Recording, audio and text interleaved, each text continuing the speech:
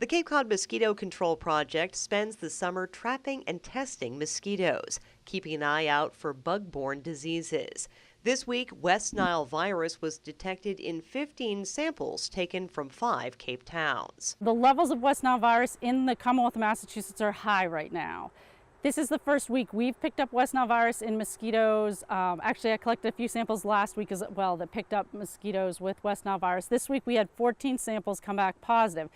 Doesn't sound like a lot, but the last time, that's more than I usually get in a whole season, that many samples of positive. So that's a lot in 1 week. I've never had anything like that in 1 week.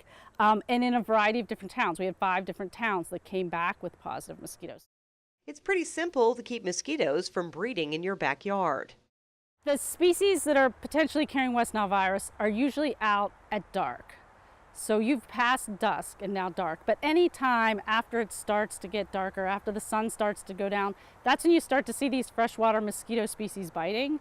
So that's the time you have to be concerned. Go outside, go around your yard and empty out any containers holding water, tarps, planters, anything like that, buckets. A lot of times when people have mosquitoes at dusk, those mosquitoes are coming from their yard. They don't travel very far at all. We got a look at how these pesky bugs are trapped for testing. So this is a gravid trap. This is the type of trap that we use to collect the mosquitoes that we're sending in to get tested for West Nile virus.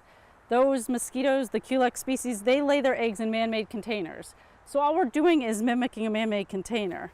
So I've got a Rubbermaid container, and this is the trap part that goes up on top.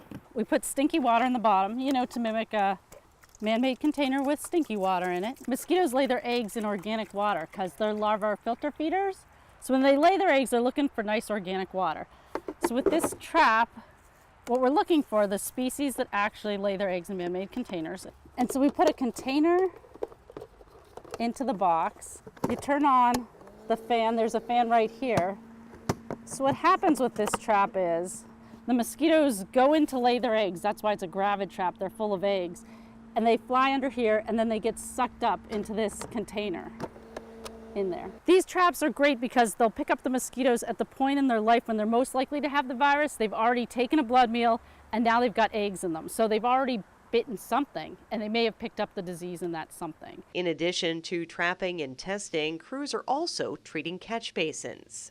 My crews are also going around treating the catch basins. Road drains are the perfect places for mosquitoes to develop. They're meant to hold standing water. They're out of the sun, out of the wind. The mosquitoes go in there, they lay their eggs, and they develop in there.